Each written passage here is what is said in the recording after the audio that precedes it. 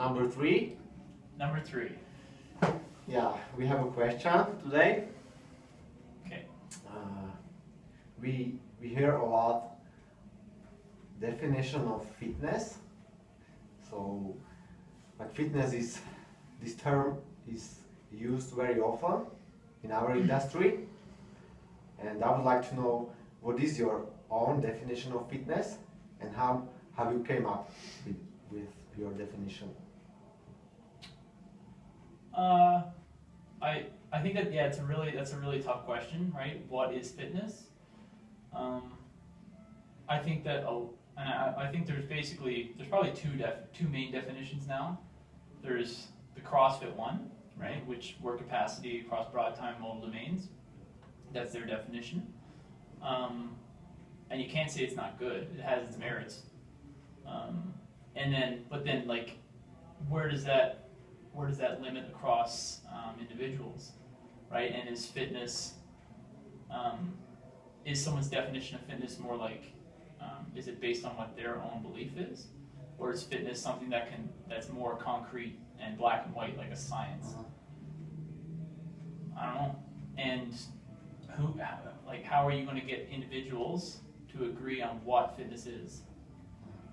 Like, would you think we could ever do that? Do you think you could ever get someone to agree on what the definition of fitness is?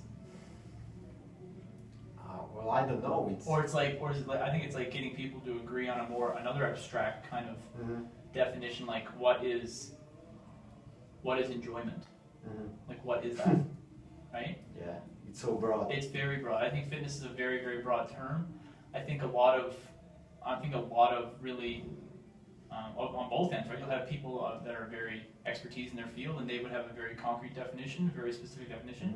And you'll have people that are also experts in the same field that will say fitness is task dependent, which I do believe. I think like you can't really say that like someone that plays football is fitter than someone that plays hockey, because it's different, right? And their demands are different for that sport.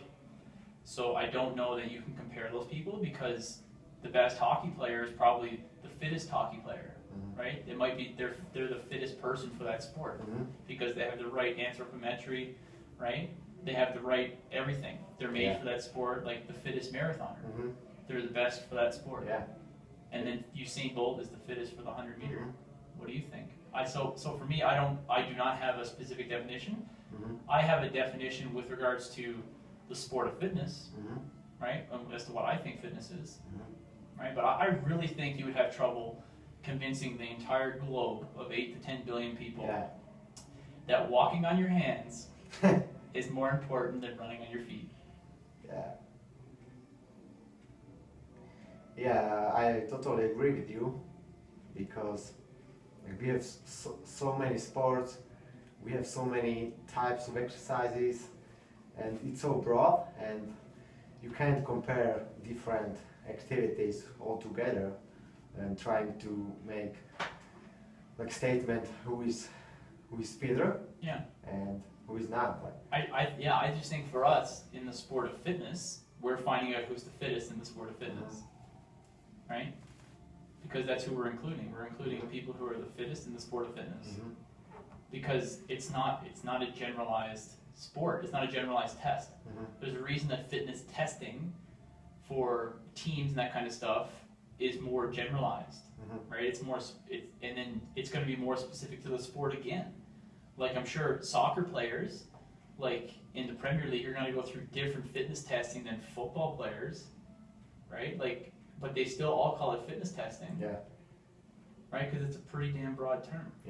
But I do think that there's certain things that should be included and certain things that shouldn't be included, right?